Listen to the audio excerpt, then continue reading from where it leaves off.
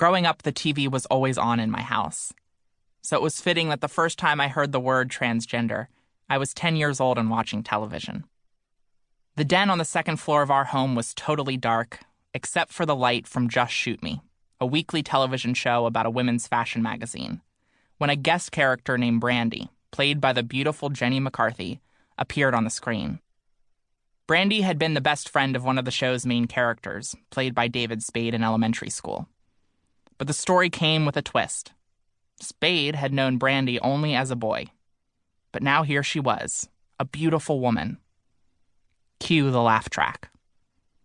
I turned to my mom, a warm and friendly woman around the age of 50 at the time, who was sitting across from me in a recliner. I gulped and asked her, "Can people really change their gender?"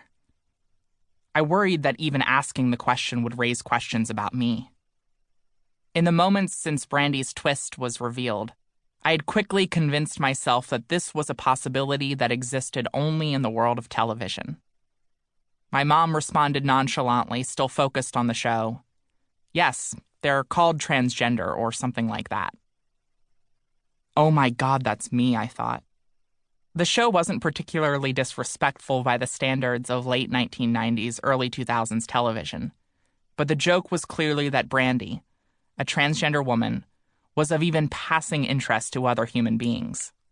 It was hilarious that people were attracted to her. The audience's laughter built up every time someone commented on her looks, not knowing that she was really trans. Representation in popular culture is key. It is often the first way many of us learn about different identities, cultures, and ideas. That evening's episode had offered me the life-affirming revelation that there are other people like me, and that there was a way for me to live my truth. But it did so in a way that made clear that should I take that path, I'd be risking pretty much everything, from finding someone who would love me as me, to being taken seriously by the broader world. 10-year-olds don't know a lot, but they know that they don't want to be a joke. Looking at my mom, that realization sank in. I'm going to have to tell her this someday, and she is going to be so disappointed. Watching this sitcom wasn't the beginning of the struggle for me. For as long as I can remember, I've known who I am. For the first 10 years of my life, I didn't know that there was anything I could do about it or that there were other people like me. But I knew who I was. It wasn't that I knew I was different. I knew specifically that I was a girl. When the boys and girls would line up separately in kindergarten, I'd find myself longing to be in the other line. The rigid and binary gender lines are made abundantly clear to all of us at a young age, from the color-coded clothing to the boys' toys and the girls' toys.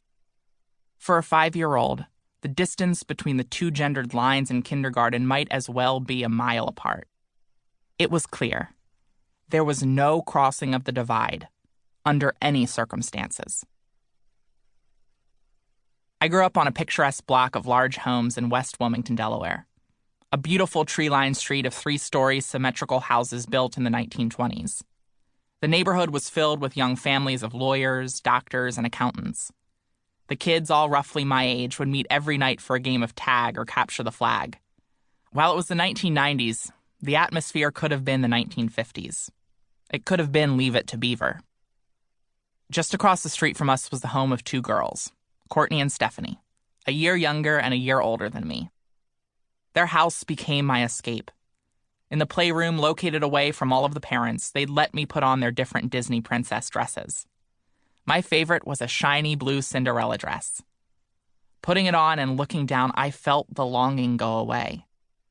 A completeness instantly came over me, and a dull pain that I didn't fully understand was gone.